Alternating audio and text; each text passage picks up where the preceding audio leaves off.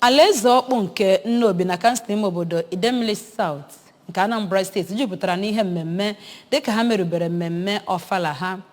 Ya bụ mmemme bụ nke a nọkwara na ya wee merube ọgbụgba afọ 15 nke o ji wee nọrọ n'oche eze nakwa Ofala nke 6 nakwa ọgbụgba afọ 84 nke eji wee mụọ Igwe Injinia Nick Obi bụ nke dọtara ndị mmadụ sitere n'akụkụ ụwa niile. Onye nta akụkọ anyị bụ Ifeoma Ọkaigbo bụ onye nọ na Obi Igwe dị na Ụmụdiọkpala Awụda Nnobi ebe a nọrọ wee mee ya bụ mmemme kọrọ anyị na ọ bụ nnukwute mmemme obi aṅụrị bụ oji anya lebe. Gere ka o si wee kọọ ya bụ akụkọ.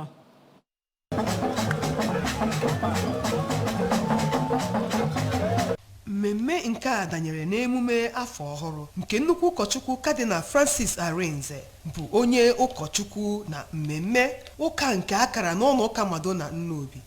N'okwu afọ ọhụrụ, Cardinal Arinze gwara ndị otu Kristi na afọ a ga-ewetara anyị ọṅụ, udo na agamniru. Mmemme a nke igwe mmadụ jupụtara na ya bụ nke eji oke ọṅụ wee na-eme elegara anya. Igwe mmadụ nke enweghị atụ jupụtara na be Igwe n'oke ọṅụ maka mmemme nke afọ a. Ndị ichie Igwe kabinet na obodo atọ dị na Nnobi nọkwazi na Ningem. Mgbe Igwe na-aga ọjị, o kenyere Chineke maka Ofala nke afọ a bụ ọpụrụ iche ma gaa n'iru gosipụta afọ ojuju ya na nkwado nke ndị Nnobi nyere ya 15 ọ rigoro n'ọkwa ka Igwe Nnobi. Afọ nna-aga Nnobi bụ udo, ịfụnanya, ọganihu.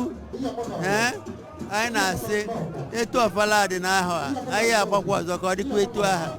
N'okwu ya, Igwe ndị na-eni Igwe Damian Ezeani kenere Chineke n'isi Igwe Niki na ndị Nnobi niile. N'okwu ya, onye isi oche Ofala nke afọ a bụ Chief Nonso Okafọ kenere Chineke ma gosipụta afọ ojuju maka na Ofala nke afọ a bụ ọpụrụ iche.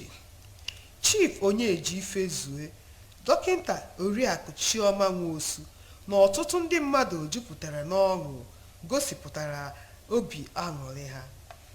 Onye ji bụ akwa osote gọvanọ na Anambra steeti bụ Sir Emeka Sibudu kenere Chineke n'isi Niki Obi na ndị ọzọ bụ Chief Ebuka Okafọ, Chief Chukwudi Nzeribe kọwara Igwe dịka nwoke obiọma ma bụrụ nna nyere ndị ọ na-achị.